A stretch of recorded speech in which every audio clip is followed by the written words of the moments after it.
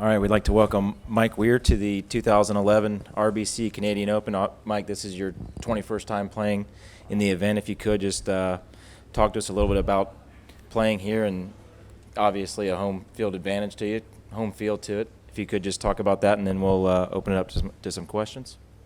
21 years, yeah, that's it's hard to believe, but yeah, I mean, this is a great city. I have great memories here in the city. You know, I won one of my first Canadian Tour events at Mayfair Lakes, right up the road in Richmond, and my first PGA Tour event, you know, in Surrey. So, you know, I love the city, love the area. They have great golf fans here.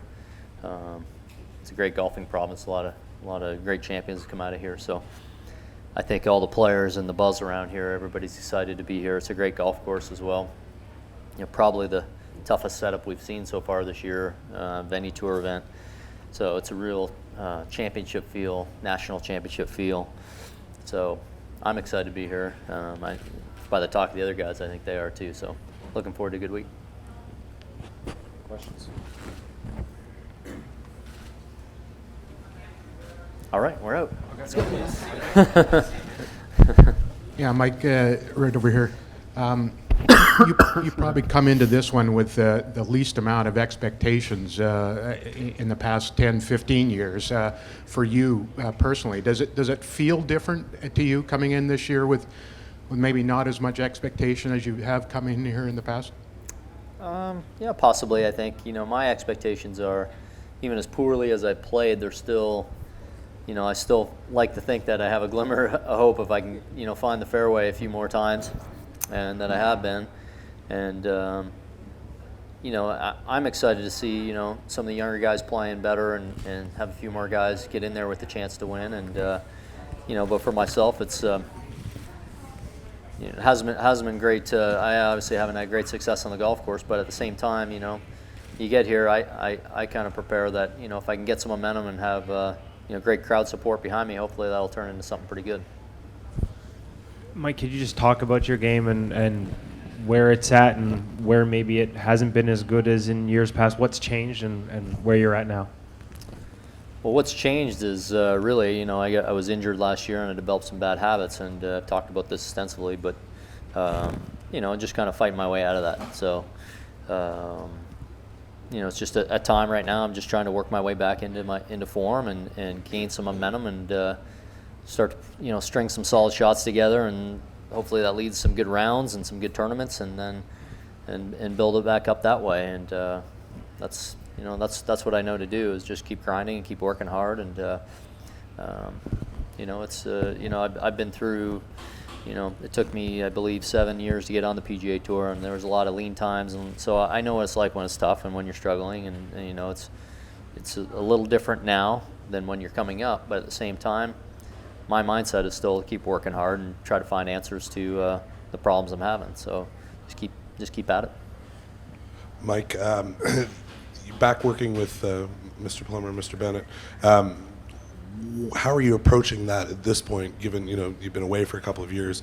Do you fall back into that kind of mindset or that kind of swing approach easily, and can you give me a sense of, you know, this week back working with them? Mm-hmm.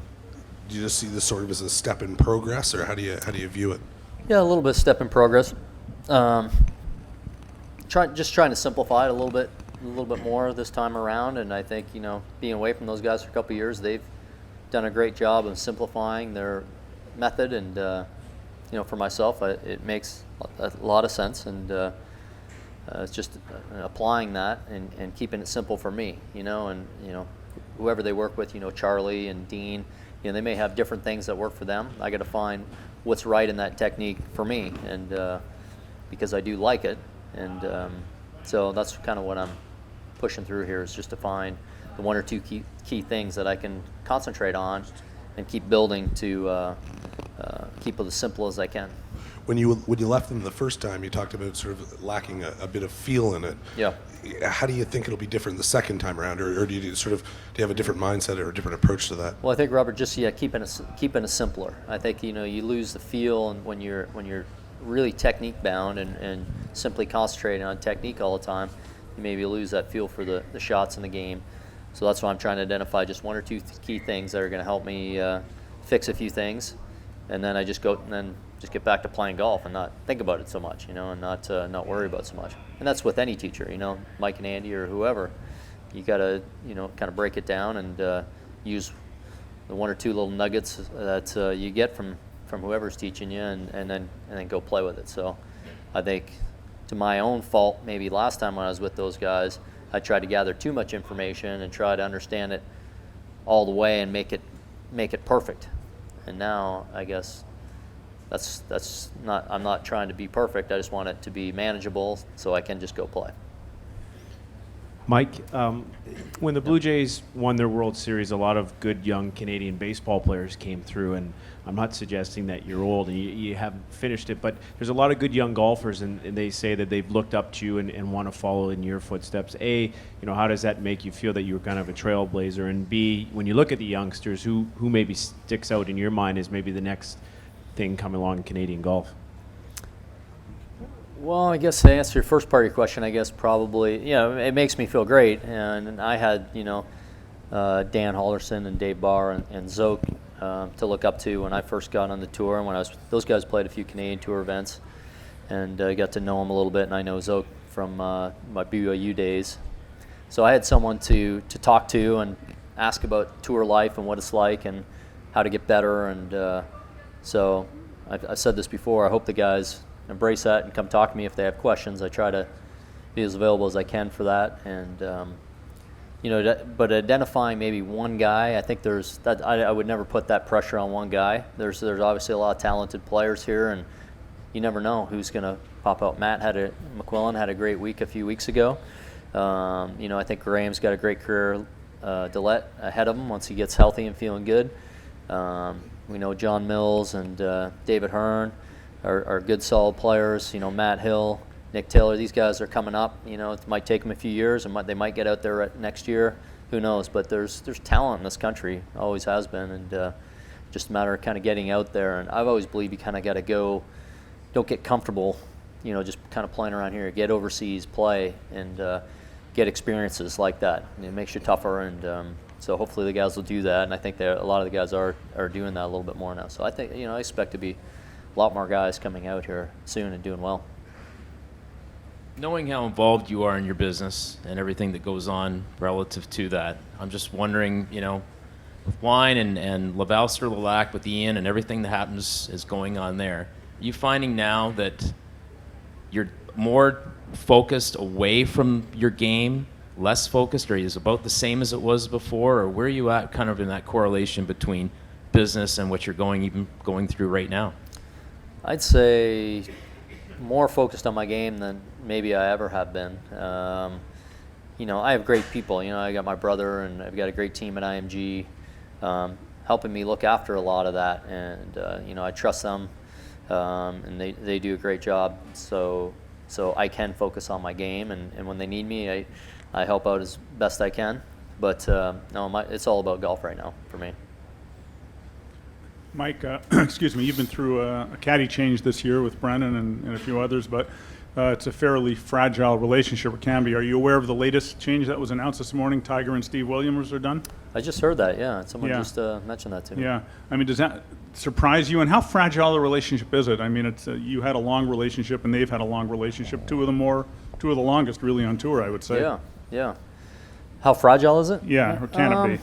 Because there seem to be a lot of changes. A lot of players don't last as long or caddies last as long as you guys did with. Right. Yeah. Most guys don't last that long, and I think you're with each other so much. You're on the golf course, and you're just together all the time. So I think sometimes those relationships can dissipate sometimes, but other times they can make. There can be some strength in that too. So I think it's just the nature of the game. I think you look at the history of the game, guys use different players. Some guys use different caddies almost weekly. So it's just what kind of fits you best. And, maybe, I don't know Tiger's mindset, what he was thinking, about that. But I'm sure he appreciates the relationship he had with Steve, and I'm sure they're friends. And, maybe he just felt like he needed a change. Yeah. How did you come to Don this week? I mean, he's worked with some friends of yours. I know Craig Barlow, I think. Yeah, and Noda. And Noda, and how did that come about? Well, I've known Don a long time from those relationships, and I actually had dinner with Noda a few weeks ago, and his brother Clint's a good friend of mine too. So I said, "Hey, what's Clint doing for the week?" And he said, "No." He's like, "Don's caddying for me at the Canadian Open." He's like, "But I want him to caddy for you." And I said, "Well, I don't want to take your caddy. he's caddying for you." And he's like, "No, this would be a great experience for Don. He's always wanted to caddy for you in the Canadian Open." So I said, "Well, you're okay with that? I'll have him do it." So that's how it happened. So that was nice of Noda to offer that up. We have time for one more question. Yeah, Mike. Here's another old question. Sorry about that. I've been trying for 3 years to get the answer. Your pre-shot routine, is that related to Hogan's hand action at all? It's Or not playing? actually. It's well, I developed that many years ago, but it was mainly more of a club face position flaw that I felt like that really helped me correct in my swing. I did that in '98, started that in 1998. So it wasn't really. I mean, there's some swing plane feel in there as well, but not really Hogan-esque. It was kind of my own deal. And not hand action into the ball. No, not into the ball. Away from the ball a little bit. Yep. Thank you. Yep. All right, thanks a lot, Mike. Best of luck thanks. to you this week. Thank you.